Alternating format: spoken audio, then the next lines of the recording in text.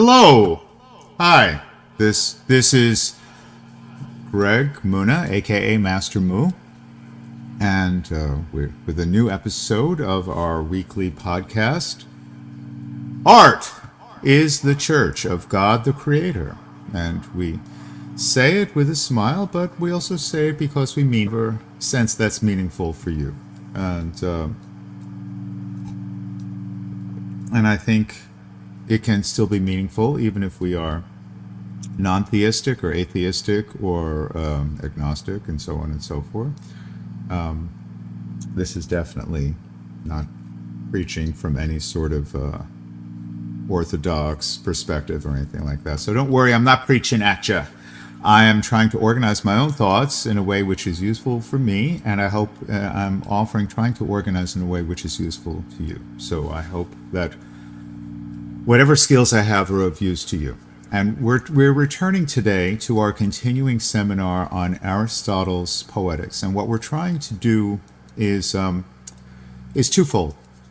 We're trying to read Aristotle in context and also for relevance. So in terms of context, we're trying to read out Aristotle in relation to his own time and his own predecessors, particularly his primary teachers, Plato, Socrates, and perhaps going a bit back to the pre-Socratics and to classical literature, which for him starts with Homeric epic poetry.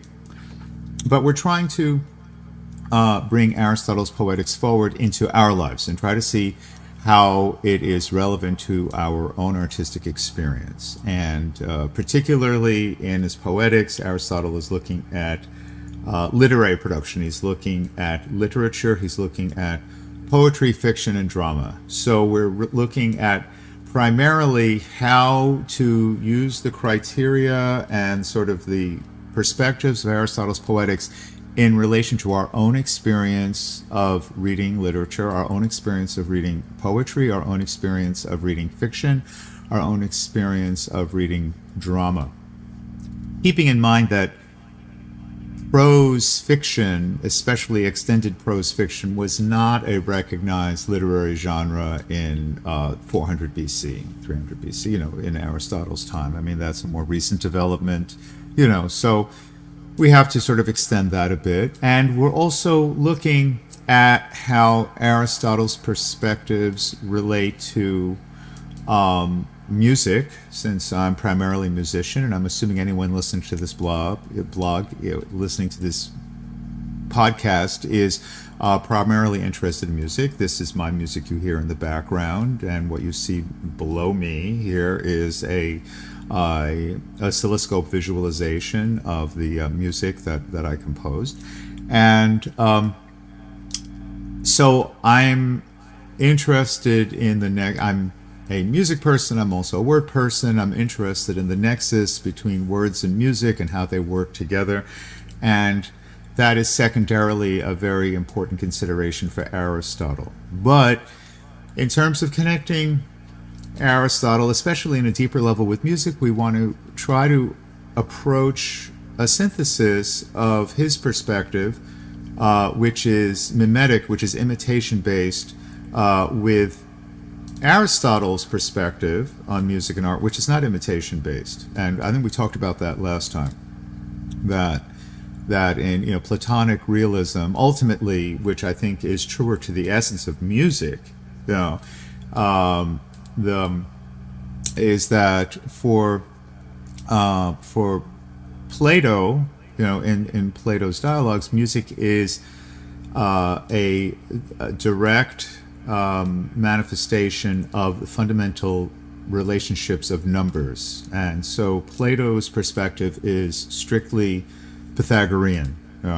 Plato was concerned with vibrations and the ratio of vibrations, and Plato asserts that the different modes, the different harmonic and melodic modes, definitely have real-world consequences in terms of psychological and mental health. And from the perspective of, the classical perspective, the two are intertwined. That Apollo is the god of music, and Apollo is the god of healing, and Apollo is the god who shines light into the subconscious mind, so that whatever is unwell in the subconscious mind can be illuminated, brought into consciousness, and therefore can be made an object of gnosis, of self-knowledge. And that when we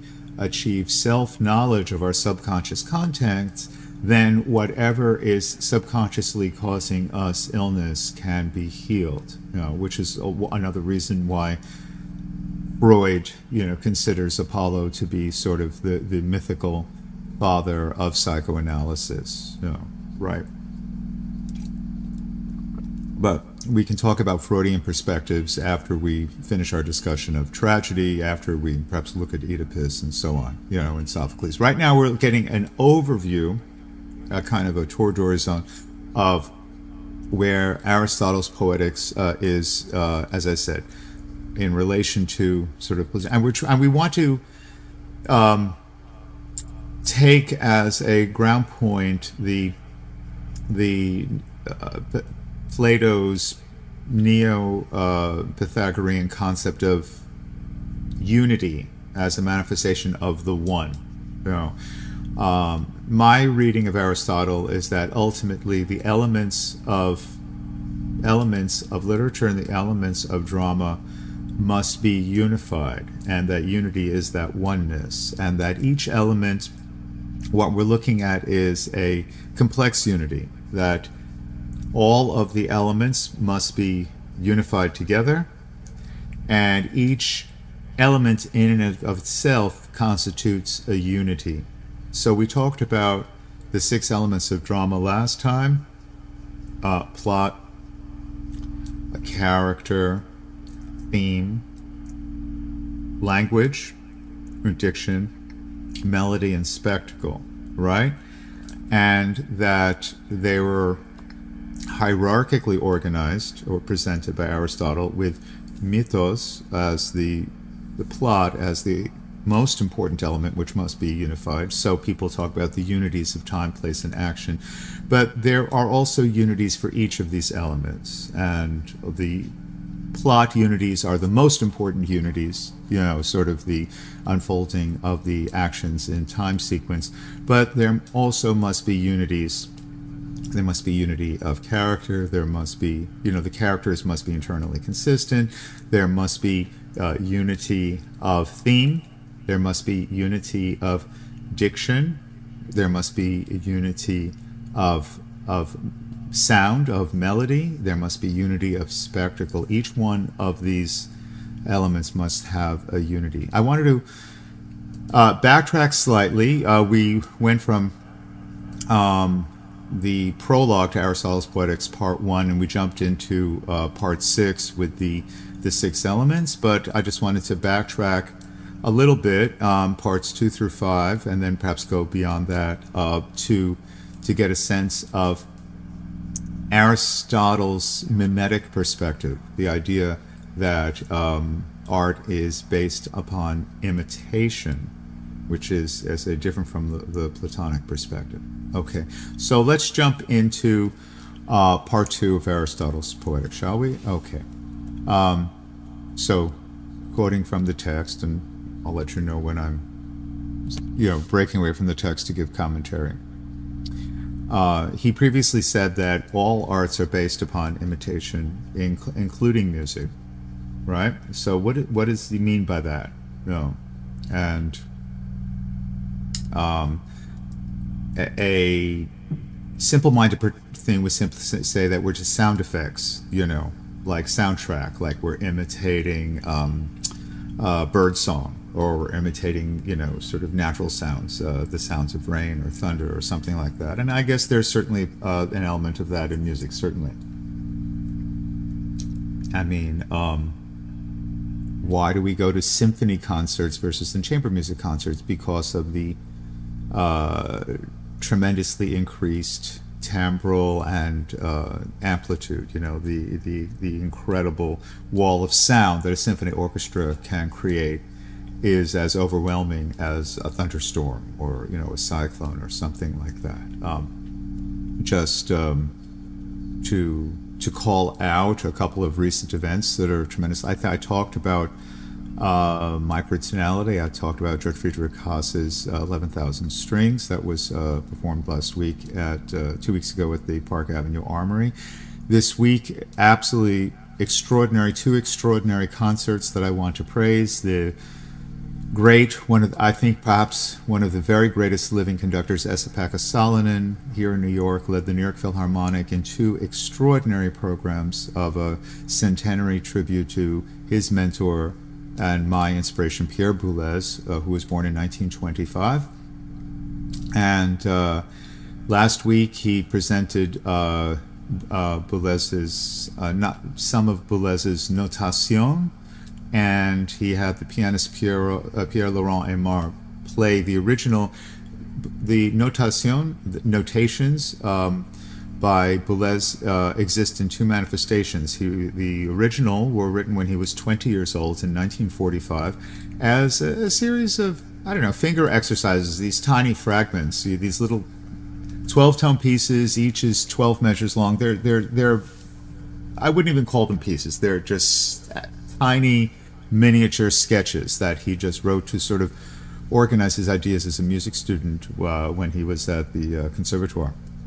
And they're of virtually no interest in their piano versions, But what Boulez did decades later, and after a lifetime of experience of conducting and orchestrating, is that he returned to them, expanded them, and used all of his brilliant orchestrational imagination, which came from his practical experience as a conductor, and made gorgeous orchestrations of them. You could fairly criticize the notation for orchestra as an old man's self-indulgence, a kind of a pêche de vieillesse, like sin of old age, that he was that he was returning to this juvenilia and trying to prove that his juvenilia wasn't worthless. It is pretty worthless. I have to say, in 1945, it was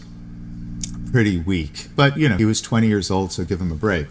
The notations for orchestra range from the good to the downright astounding. And for me, the downright astounding was notation number 2, Très Vif, very active, which is just a mind-blowingly great 2 minutes of sound. It's like the climax. It's like all of the Rite of Spring condensed into 2 minutes. It's absolutely stupendous and ear-popping, and the very great musicians of the New York Philharmonic, which includes some old classmates and friends of mine, had real difficulty with it.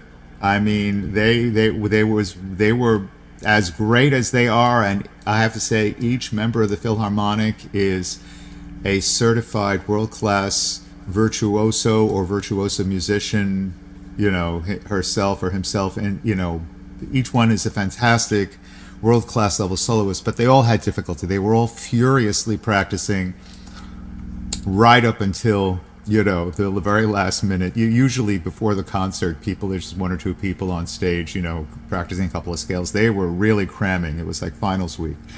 And even so, and I don't want to, be negative because it was a magnificent performance, but even so, they still screwed up the first downbeat. Sorry,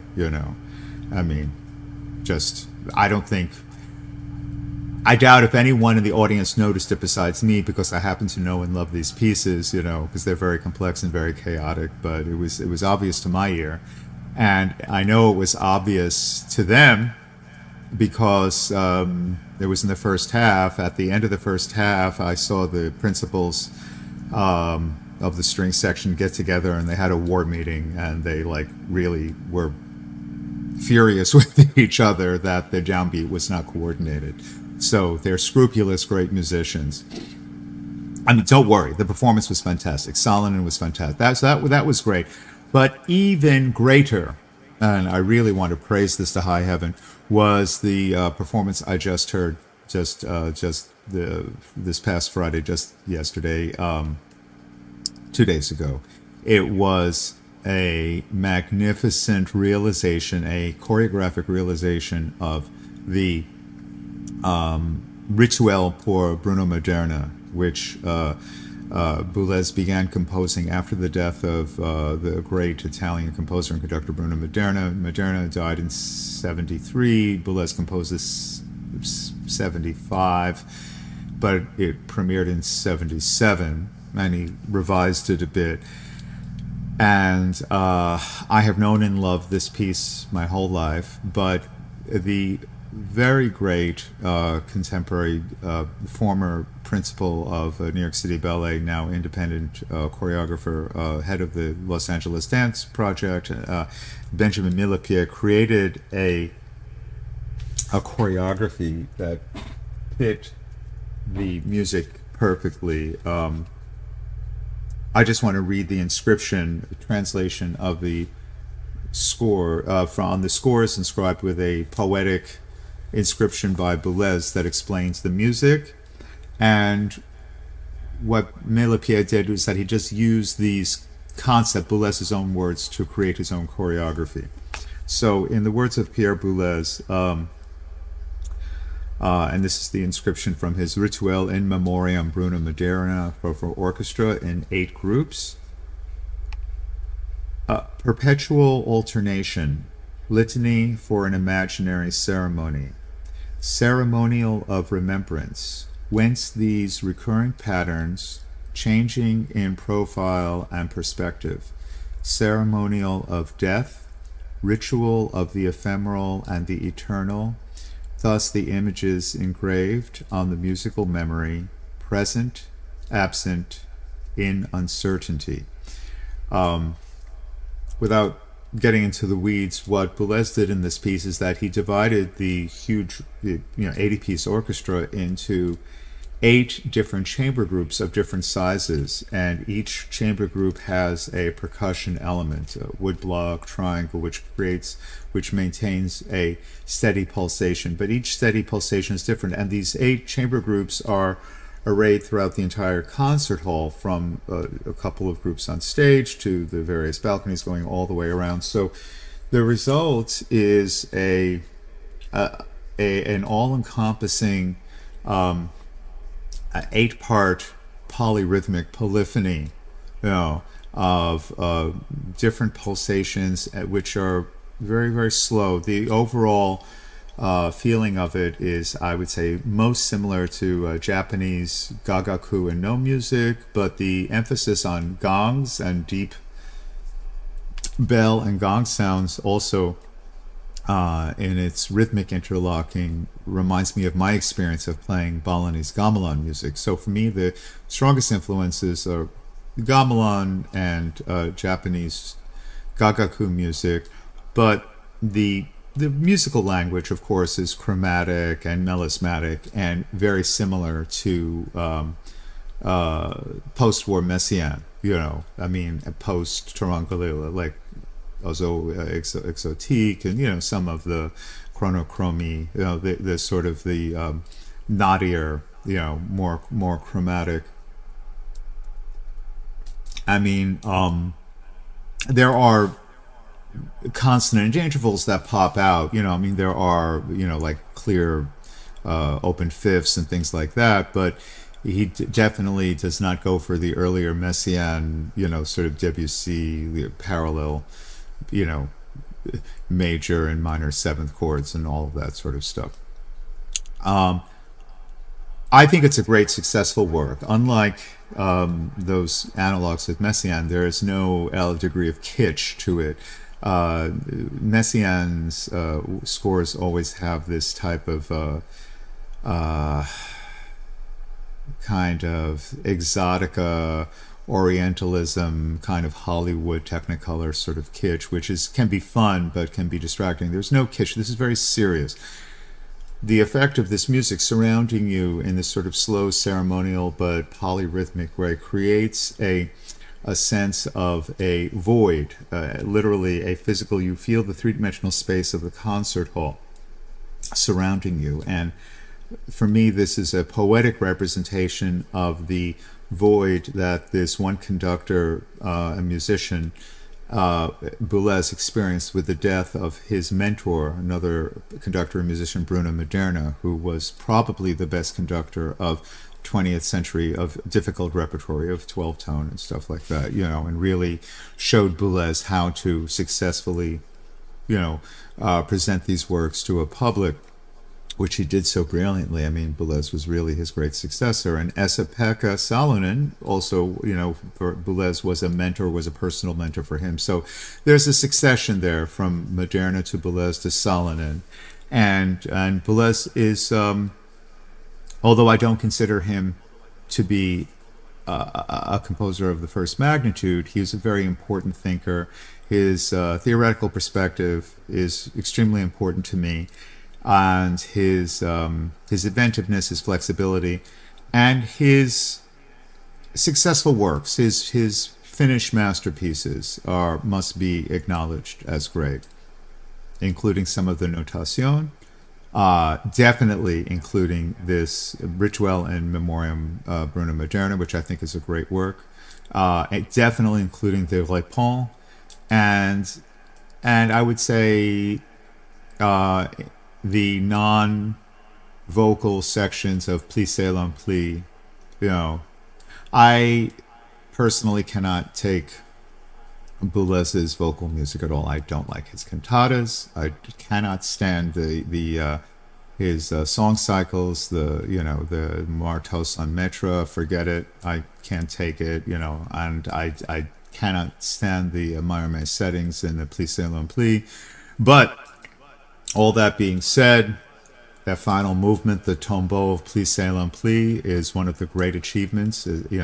For me, that's like up there with, it's a kind of a modernistic retake of Ravel's Bolero. I mean, it's fantastic, So when he's great, he's great. He's often very wasteful in his, Boulez is often wasteful in the way he uses his resources, I mean, Sur un Six with the pianos and the harps. I mean, does it really need that much, and so on. Some of the Ercom pieces we can criticize on that basis. But overall, the good outweighs the bad. And his ambition, the fact that he was willing to create big works, works that are on the scale of Mahler and so on, is really must be lauded and really must be praised. Okay. What Benjamin Miller did, and I'll get back to Aristotle in a second, this is just a slightly digressive sidebar, is that, as I said, the music of the Rituel Moderna created an empty space which represented grief. But into that empty space, which in some ways you could compare to the empty space that one experiences in certain contemplative works of Morton Feldman, but I think the more exact analog is late Charles Ives, like the fourth movement of the final movement of Ives's greatest symphony, the Fourth Symphony, the Incomplete Universe Symphony, where there are different pulsations. I think I can't guarantee this because I haven't read Boulez's correspondence, but I bet that Boulez was inspired by both Feldman and Ives in creating this fantastic sort of spacious polytemporal universe of sound, which was intensely expressive and deeply spiritual. Within this empty space of grief, Benjamin Millepied created as he said, using the inscription of Boulez, a ceremonial of death, ritual of the ephemeral and the eternal.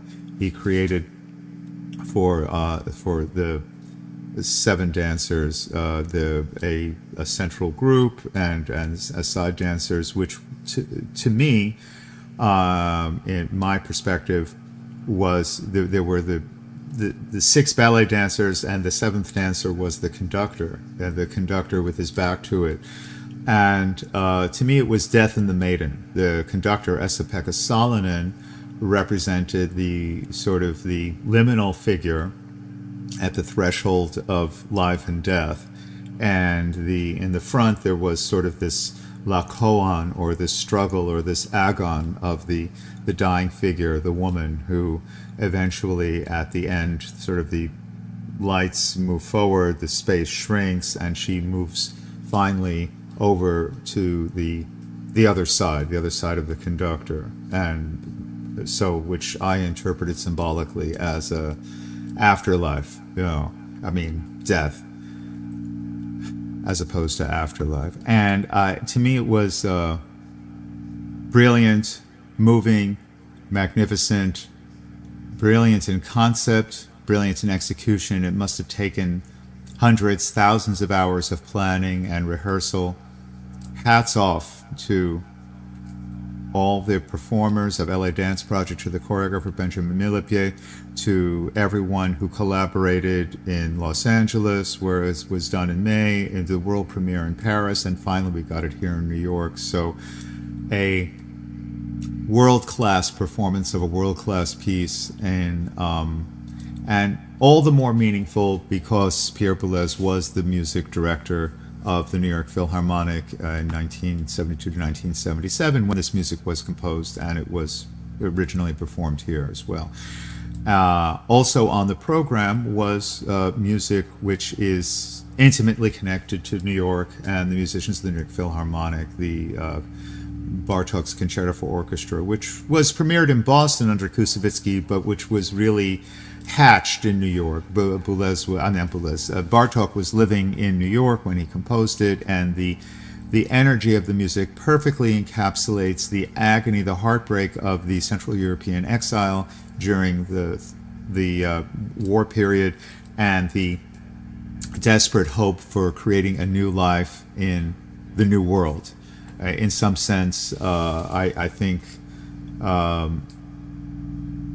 people criticize the Concerto for Orchestra for being a conservative piece or an audience lollipop, but I think that there's much more to it than that. I think Bartók was taking up the gauntlet of Dvorak's New World Symphony, and was trying to create for the 20th century what Dvorak's New World Symphony perhaps was for the 19th century, except that Dvorak was not an exile. Dvorak was just, spending a few years as an honored guest and teacher in the United States. He returned to his homeland, and, he was not.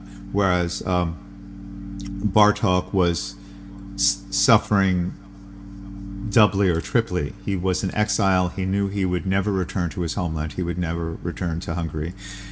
He was ill. He knew that he was dying. I mean, this was his final completed orchestral work. He knew this was the end, that this was his legacy. And and he was not praised and honored as Dvorak was, even though he was equally great, certainly, or perhaps greater as a composer, because Bartók was certainly as great as Dvorak was compositionally, but Bartók was truly revolutionary in his conceptual innovations, his formal innovations, his harmonic system, his rhythmic. He was far more influential, I would say, in that sense, in terms of the basic elements of music. He looked at the fundamental elements of music in a much deeper way than Dvorak. They're both tremendously influential in different ways. Okay, so this was simply what I wanted to sort of praise, hold out for praise this week. And what I want us to do is to look at criteria in Aristotle that help us look at these performances in terms of, poetic interpretation, whether we're looking at literally words on a page or whether we are forming a poetic interpretation of choreography, of dance, or of music. Okay?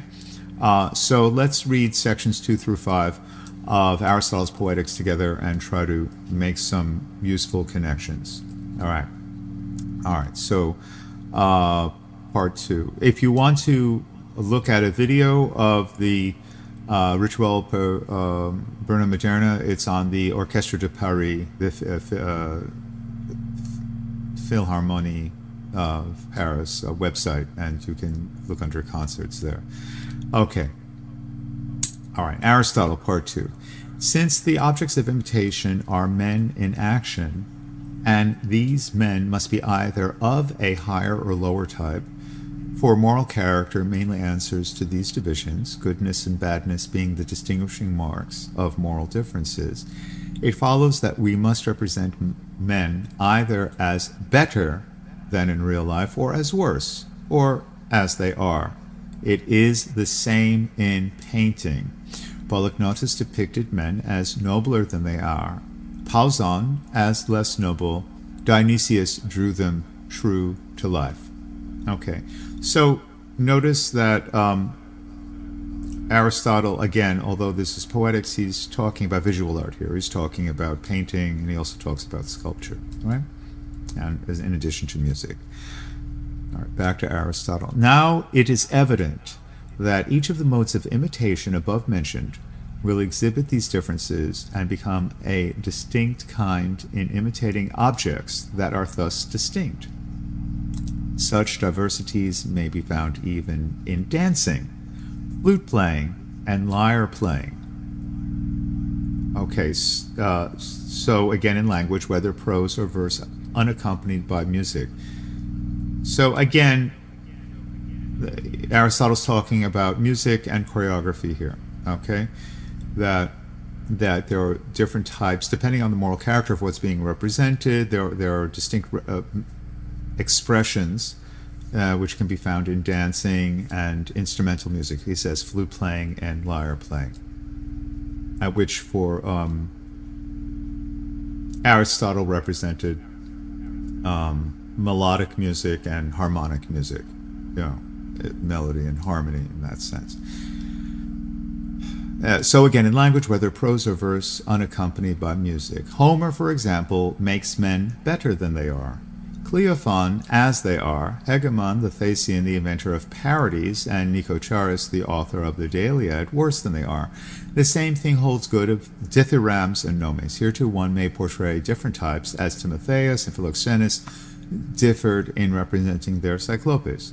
The same distinction marks off tragedy from comedy, for comedy aims at representing men as worse, tragedy as better than in actual life. It's an interesting perspective on tragedy and comedy because, of course, there's the famous sort of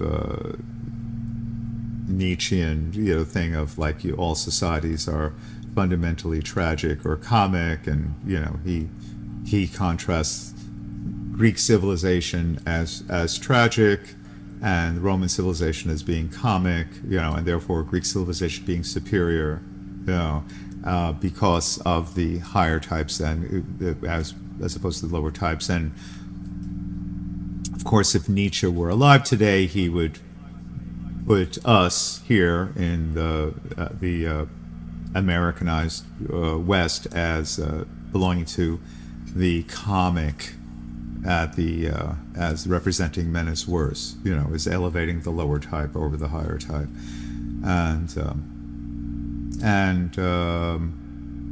I'm not a full-bore Nietzschean, but I certainly think he would be right on that account, certainly. Okay, part 3. Getting back to Aristotle, so part 3, there is still a third difference, the manner in which each of these objects may be imitated. For the medium being the same, and the objects the same, the poet may imitate by narration, in which case he can either take another personality, as Homer does, or speak in his own person unchanged, or he may present all his characters as living and moving before us. We see commentary. We see distinctions like this in poetry, for example, the dramatic monologue, which speaks through a character, or versus a lyric or confessional poem, which is the voice of the poet speaking as her or himself, or different characters, and there's sort of multi-person sort of dramatic narrative, right? In terms of dialogue or, sort of epics. All right, let's get back to section 3. These then, as we said at the beginning, are the 3 differences which distinguish artistic imitation: the medium, the objects, and the manner. Okay. So that from one point of view, Sophocles is an imitator of the same kind as Homer. For both Sophocles and Homer imitate higher types of character.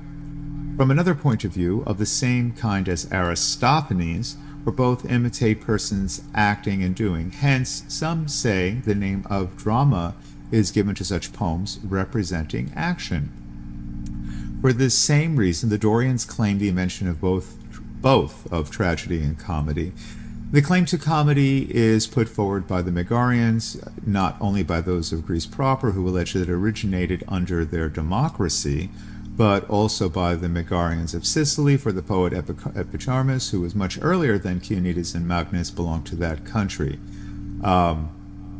As a person of Sicilian heritage, I just want to wave the flag and stand up for Sicily, which is always disparaged in modern culture for ridiculous reasons. Let us remember that throughout history, not only was Sicily beautiful and magnificent, but it was the intellectual hinge between the cultures of, the Near East and particularly of North Africa into Europe proper. And if it was certainly not for the Sicily, we would never have had, in my perspective, and I think this is historically accurate, the Renaissance came through Sicily, from the Arabic world, from the Arabic translations of Aristotle back into the European languages, and so therefore it was the Sicilian traditions of poetics which lit the spark for Dante, which lit the spark for the Florentine Renaissance, and which eventually became the all-European Renaissance. So, all right, enough Sicilian flag waving. Okay, and back to Aristotle. Tragedy, too, is claimed by certain Dorians of the Peloponnese. In each case, they appeal to the evidence of language. The outlying villages, they say, are by them called, and then here in Greek, kappa, omega, mu, alpha, iota, by the Athenians, delta, eta, mu, iota. They assume that comedians were so named not from, and again, Greek, kappa, omega, mu, alpha, zeta, epsilon, iota, nu, to revel, but they wandered from village to village, kappa, alpha, tau, alpha, kappa, omega, mu, alpha, sigma, from being excluded contemptuously from the city. They add also that the Dorian word for doing is delta, rho, alpha, nu, that the Athenian pi, rho, alpha, tau, epsilon, iota, nu. Okay, so my Greek is rudimentary, so I'm just spelling things out. Your Greek is probably better than mine. I have some Greek, but it's not conversational and certainly not up to classical, declamation of classical. As we know, that classical Greek was a tonal language, more like contemporary Mandarin Chinese than modern Greek. Right. Okay. This may suffice as to the number and nature of the various modes of imitation. That was the end of section 3, Poetics 3. Let's move on to Poetics 4. 4. Poetry in general seems to have sprung from two causes, each of them lying deep in our nature. First, the instinct of imitation is implanted in man from childhood. One difference between him and other animals is that he is the most imitative of living creatures, and through imitation learns his earliest lessons. And no less universal is the pleasure felt in things imitated.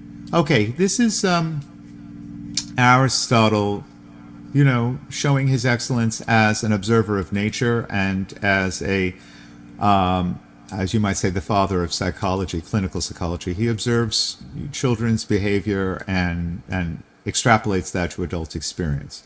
And this is one area in which Aristotle is really superior over Plato. What we're trying to get at is a synthesis of the Platonic and Aristotelian perspective, rather than viewing them as irreconcilable. Although ultimately, as has been said it's the cliche, and there's truth to the cliche that ultimately there's you're either Team Plato or Team Aristotle. I mean, there are certain basic differences which cannot be bridged. But in terms of aesthetics, we're trying to arrive at a larger aesthetic synthesis that brings together the best of the Aristotelian perspective, which is very practical and very truthful, and with the idealistic Platonic perspective, which is perhaps deeper, which is certainly deeper and ultimately more truthful. Okay. All right, back to Aristotle. We have evidence of this in the facts of experience. Objects which in themselves we view with pain, we delight to contemplate when reproduced with minute fidelity, such as the forms of the most ignoble animals and of dead bodies, because this, again, is that to learn gives the liveliest pleasure, not only to philosophers, but to men in general, whose capacity, however, of learning is more limited. Thus, the reason why men enjoy seeing a likeness is that in contemplating it, they find themselves learning or inferring, and perhaps saying, that is he. For if you happen not to have seen the original, the pleasure will be due not to the imitation as such, but to the execution, the coloring, or some other cause. Okay, commentary. We look for ourselves in art. We look for art that is true to our own experience, that we understand as an imitation of our own experience. We look for what is true in our experience. And the most deeply moving art is the art that speaks to the truth of our lives. I was deeply moved by the choreography and the music of Boulez because I had a deep personal connection to the music and the aesthetics of Boulez, to the music and aesthetics of the New York Philharmonic and of the visiting the conductor, Esa-Pekka Salonen, and because the artistic subject which was being represented was death, which is relevant to me, to you, to everyone, because we all die and we all experience the death of others. We all experience the deaths of ourselves and the deaths of others. So it was completely real and meaningful to me. This is the connection I wanted to make to the concert I was talking about this week, which was much, I think, deeper than perhaps than the George Friedrich Haas's sound experiment of the microtonally tuned pianos, which to me was just mostly just a what Aristotle would call the pleasure.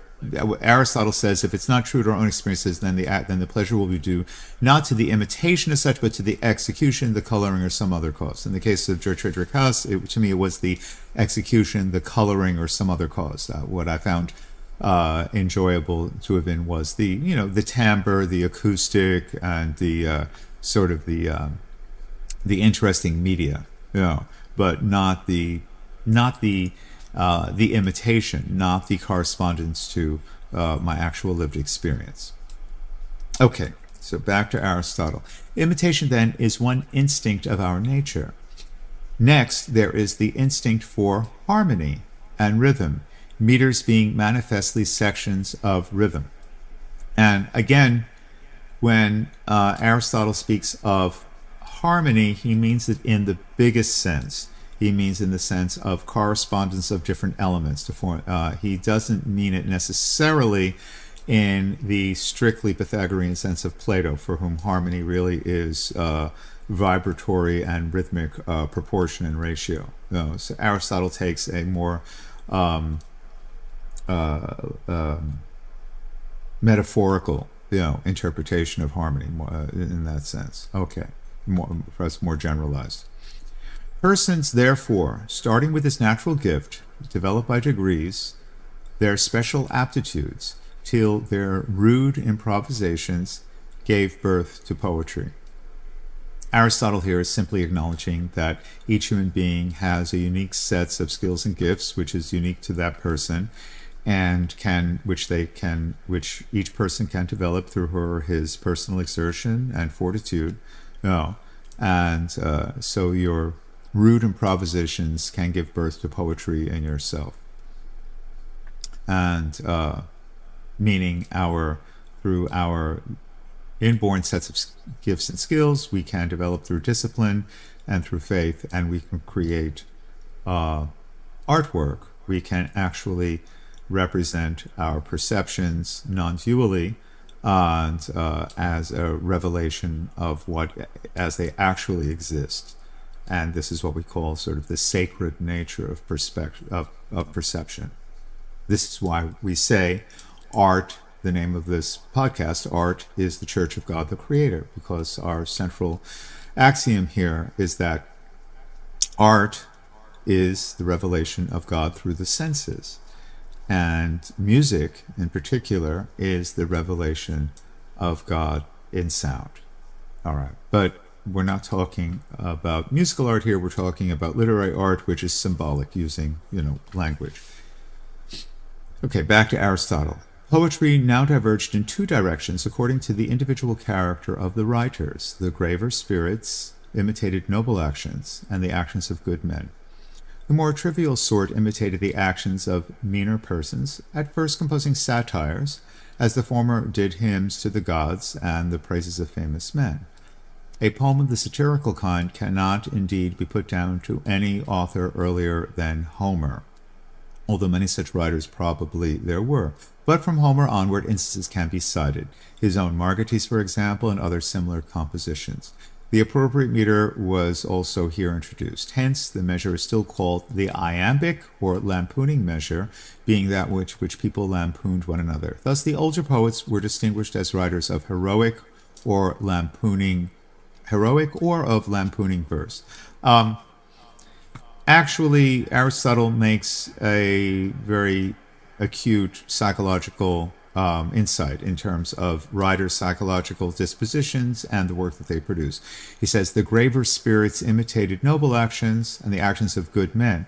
So this is actually a bit paradoxical. What Aristotle is saying here is that uplifted representations of noble actions and of good men are generally produced by artists who are, he says, the graver spirits, what we would say depressive, personalities. Whereas it says, the more trivial sort imitated by actions of meaner persons at first composing satires, the former did. And he's associating this sort of more optimistic I guess you can say, non-depressive personality with the creation of less significant comedy, satire, and so on. And you can take that for what it's worth. This is true in my experience, and it's unfortunate, but I do think it's true. He also mentions the iambic, which is the primary foot of Shakespearean verse, and which is the dominant verse of, is the dominant foot of English poetry. So we'll come back to that in a moment. As opposed to, trochaic and dactylic, hexameter and so on. All right. Back to Aristotle. As in the serious style, Homer is preeminent among poets, for he alone combined dramatic form with excellence of imitation. So he too first laid down the main lines of comedy by dramatizing the ludicrous instead of writing personal satires. Okay, so, like Socrates and Plato, Homer is the, and I agree with them, everything is in Homer. Although I cannot read Homer in the original classical Greek, and I said my Greek is somewhat limited. So perhaps someone who has read it in the original can give deeper insight than I can. But yes, Homer alone combines dramatic form with excellence of imitation, and that is true. And there's also comedy as well as tragedy in Homer. It's also very funny. His Margites bears the same relation to comedy that the Iliad and Odyssey do to tragedy. But when tragedy and comedy came to light, the two classes of poets still followed their natural bent. The lampooners became writers of comedy. The epic poets were succeeded by tragedians, since the drama was a larger and higher form of art. I think the parallels with Shakespeare are obvious. That Shakespeare, for us in the English language, is comparable to Homer in having a unique excellence both in tragic expression and comedic expression, and finding a perfect versification that it works in both. Whereas after Shakespeare, there's a parting of the roads, and there's sort of the tragedians versus the comedians, the metaphysical versus the carpe diem, etc. All right, let's get back to Aristotle. Whether tragedy has as yet perfected its proper types or not, and whether it is to be judged in itself or in relation also to the audience, this raises another question. Okay, so Aristotle leaves it as an open question whether tragedy has reached the highest level, under from Homer, Sophocles, Aeschylus, Euripides. Some would say yes, some would say no. Certainly there's a perfection in the classical Greek tragedy and a unity which is hard to say that has ever been matched, except perhaps in the greatest works of Shakespeare, such as Hamlet and Lear. And okay, be that as it may, tragedy, as also comedy, was at first mere improvisation. The one originated with the authors of the dithyramb, the other with the phallic songs. The dithyramb, the hymns to Dionysus, the songs of intoxication, and then the phallic songs, the sex poetry, which was developed into the old comedy. The old Greek comedy was very borderline pornographic. People running on stage with huge dildos and throwing dildos at each other. All the stuff that would be considered too coarse even for contemporary taste. I think our ideas of comedy are much closer to what we call the new comedy of Menander. I mean, the Shakespeare's comedies are modeled more on Menander, certainly, than Aristophanes and the olders, right? Those are the phallic songs which are still in use in many of our cities. Tragedy advanced by slow degrees. Each new element that showed itself was in each turn developed. Having passed through many changes, it found its natural form, and here it stopped. Now, here Aristotle, in one paragraph, gives us a sort of a nutshell history of the evolution of tragedy as he knew it, and so this is actually a very useful study guide. So Aristotle says, Aeschylus first introduced a second actor. He diminished the importance of the chorus and assigned the leading part to the dialogue. So primitive tragedy, pre-Aeschylus, there's really only one actor and a chorus, which is, and there was really no real possibility of dialogue, and so Aeschylus here is being praised as the father of dramatic dialogue, moving the plot forward and making the chorus more of a commentator and less of a central figure.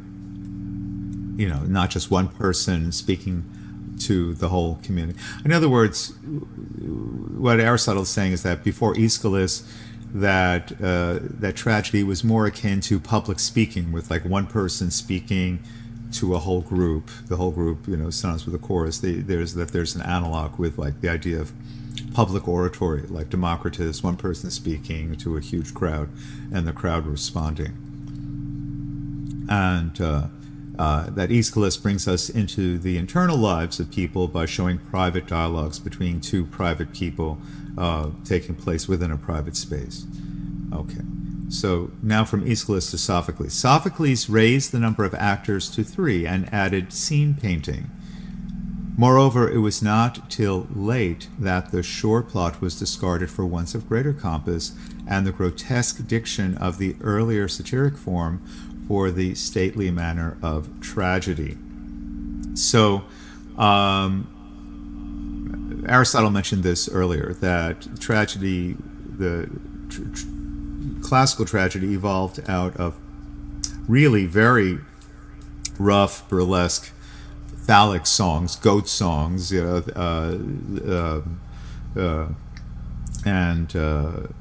so there were always grotesque elements. And this is, people have always,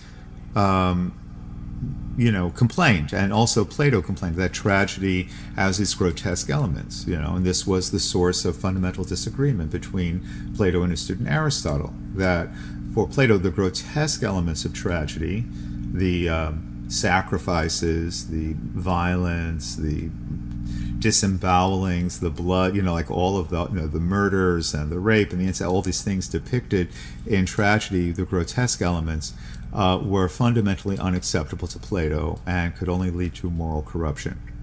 Yeah. So we know that Plato in his dialogues advocated for a type of drama which had no grotesque elements, which was just uplifted dialogue between equal people, and felt that the grotesque elements that were inherited into tragedies of Aeschylus, Sophocles, and Euripides were illegitimate, and therefore really could not be accepted. Aristotle argues in favor of these elements, saying that they, in the hands of a great poet, can lead to catharsis. Okay? Let's get back to Aristotle here. The iambic measure then replaced the trochaic tetrameter, right? And the 4 beats and the iambic, which was originally employed when poetry was of the satiric order and had greater affinities with dancing. So iambic, ba-ba, ba-ba, ba-ba, short, long, da-da, da-da, is more suitable to the idea of like sort of moving from right foot to left foot, and physical movement. And we certainly can see this in Shakespeare, absolutely, right? And which always smoothly integrates music and dance. Once dialogue had come in, nature herself discovered the appropriate measure. That's a great line from Aristotle. Once dialogue had come in, nature herself discovered the appropriate measure. For the iambic is, of all measures, the most colloquial. We see it in the fact that conversational speech runs into iambic lines more frequently than any other kind of verse, rarely into hexameters, and only when we drop the colloquial intonation. Yes, so Shakespeare, the king of iambic pentameter, 1, 2, 3, 4, 5, to be or not to be, that is the question, is the most colloquial. It is the most natural to our normal way of speaking, and it's the least artificial. And even though Aristotle is speaking of Greek, it's true of languages in general, and it's true in English, absolutely. The addition to the number of episodes or acts and other accessories of which tradition tells must be taken as already described, for to discuss them in detail would doubtless be a large undertaking. Let's keep in mind that these were Aristotle's rough notes for his classrooms, and so he leaves a lot of subjects unanswered, or he sort of reserves for another day. So he gives a nutshell description of comedy, which is fine, but he focuses primarily on tragedy. Whether or not he wrote another lectures on comedy which have been lost, or we don't know, but what we have is certainly rich enough, so let's stick with that. Let's end up today with a reading and a commentary on section 5 of Aristotle's Poetics, since we read section 6 through 8 previously about the elements of tragedy, and then we'll jump back into it later. So section 5, Poetics 5. Comedy is, as we have said, an imitation of characters of a lower type, not, however, in the full sense of the word bad, the ludicrous being merely a subdivision of the ugly. It consists in some defect or ugliness which is not painful or destructive. To take an obvious example, the comic mask is ugly and distorted, but does not imply pain. The successive changes through which tragedy passed, and the authors of these changes are well known, whereas comedy has had no history because it was not at first treated seriously. It was late before the archon granted a comic chorus to a poet. The performers were till then voluntary. Comedy had already taken definite shape when comic poets, distinctively so-called, are heard of. Who furnished it with masks or prologues or increased the number of actors, these and other similar details remain unknown. As for the plot, it came originally from Sicily, but of Athenian writers like Crates, who was the first who, abandoning the iambic or lampooning form, generalized his themes and plots. So, yay for Sicily again, okay, as someone of Sicilian heritage. I should mention that Monday is Columbus Day, so Monday we should celebrate the great heritage of Italy. We should not focus on the horrors of colonialism, but should focus on the Renaissance and the world-transforming contributions of Italian culture. Yeah. Yes. Epic poetry, back to Aristotle. Epic poetry agrees with tragedy insofar as it is an imitation in verse of characters of a higher type. They differ in that epic poetry admits but one kind of meter and is narrative in form. They differ again in their length, for tragedy endeavors as far as possible to confine itself to a single revolution of the sun. Let me repeat that. Tragedy endeavors as far as possible to confine itself to a single revolution of the sun, or but slightly to exceed this limit, whereas epic action has no limits of time. Okay, so that's a capsule mention of sort of the unity of time, place, and action, a single revolution of the sun. That an ideal tragedy is unfolding in real time in one day. You see it happen right in front of you, and there's nothing you can do to stop it. Whereas epic goes on for generations or years and years. This then is a second point of difference. Though at first the same freedom was admitted in tragedy as in epic poetry. So basic difference between the dramatic tragedy and epic. The unities of time, place, and action mean that the action is unfolding in real time in one day, as in Sophocles' Oedipus, the king. One day reveals the rogue. One day, time alone shows the great man, but the rogue is revealed in one day. That's a classic example of lexis, of diction, right, from Oedipus. Back to Aristotle. Of their constituent parts, some are common to both, some particular to tragedy. Whoever, therefore, knows what is good or bad tragedy knows also about epic poetry. All the elements of an epic poem are found in tragedy, but the elements of a tragedy are not all found in the epic poem. Okay, so that we'll draw the line there, that a great dramatic tragedy has all of those elements, right, of epic poetry, but an epic poem is not bound by tragedy. For example, the Divine Comedy of Dante, which has all of those elements, epic, and it is epic. It is unbound by time, it's unbound by space, it's unbound, it's just numerous characters and subplots, right? But it's not bound by the conventions of tragedy. Of course, it's a comedy. It ends with heaven. Or Paradise Lost of Milton, which also exceeds all of those limits. Okay. We'll draw the line here because that brings us up to where we jumped in last time with the 6 elements of drama. This gives us some sufficient background to, and so again, as I try to relate some of this to my experience of the great S.F.Pekka Salonen conducting the New York Philharmonic and the choreographic interpretation of the Pierre Boulez, the centennial performance of Pierre Boulez's Rituel in Memoriam Bruno Maderna here in New York, I want us to connect to our experience of playgoing, and not just to reading classical Greek literature, but to whether it is Shakespeare or contemporary ballet or contemporary drama.